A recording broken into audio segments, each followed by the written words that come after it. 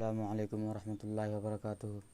معزز خواتین و حضرات، پیغمبر اسلام ایک نظر میں اس میں تھوڑی سی گفتگو کرنی ہے کہ حضور پاک صلی اللہ علیہ وسلم کی مکی زندگی کیسی تھی۔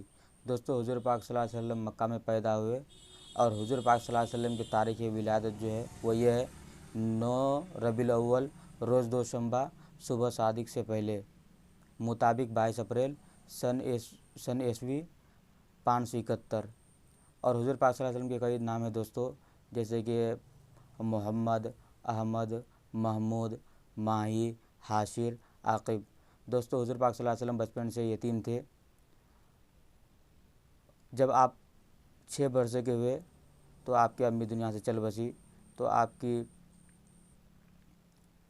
آپ کو آپ کے دادا نے سنبھالا، دادا عبدالمطلب نے۔ پھر 2 برس کے بعد وہ بھی چلے گئے تو آپ کو آپ کے چچا نے سنبھالا، ابو طالب نے۔ تو محمد صلی اللہ علیہ وسلم کی جو عمر جب 12 سال کی ہوئی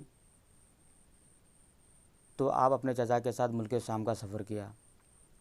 پھر 14 سال کی عمر میں حرب فجار میں شریک ہوئے اور 22 سال کی عمر میں حضرت خدیجہ کے غلام میسرہ کے ساتھ ملک شام کا سفر کیا اور 25 سال کی عمر میں خدیجہ بنت خویلد کے ساتھ نکاح کیا اور 35 سال کی عمر میں خانہ کعبہ کی تعمیر کے لیے اپنے آپ کو تیار کیا اور ایک معمار ہونے کی حیثیت سے کام کیا اور حجر اسود کے ٹکڑے کو جو ان میں جھگڑا و فساد تھا ان تمام کو دور کیا۔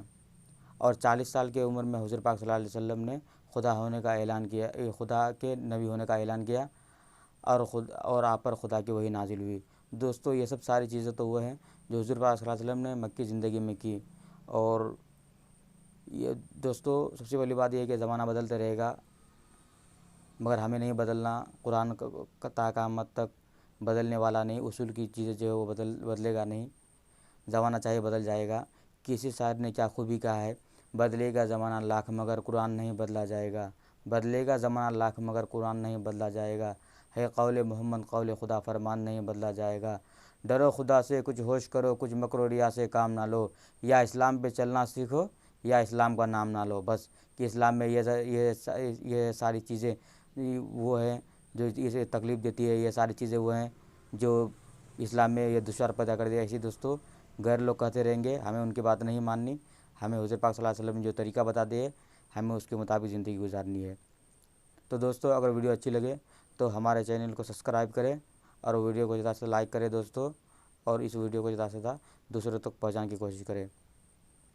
دوستو، آپ کو ضروری ایک سوچنا دینا چاہتا ہوں کہ کوئی سی بھی چیز یا نماز کے بارے میں ہو، حج کے بارے میں ہو، یا پھر نکاح کے بارے میں ہو، صدقہ کے بارے میں ہو، زکوٰۃ کے بارے میں ہو، بالکل آسان سی زبان میں اگر جاننا ہے تو آپ اس کے بارے میں ہمیں کمنٹ کریے دوستو۔ اس کے متعلق میں آپ کے لیے چھوٹی چھوٹی ویڈیو بناتے رہوں گا۔ تو آخر دعوانا الحمدللہ رب العالمین۔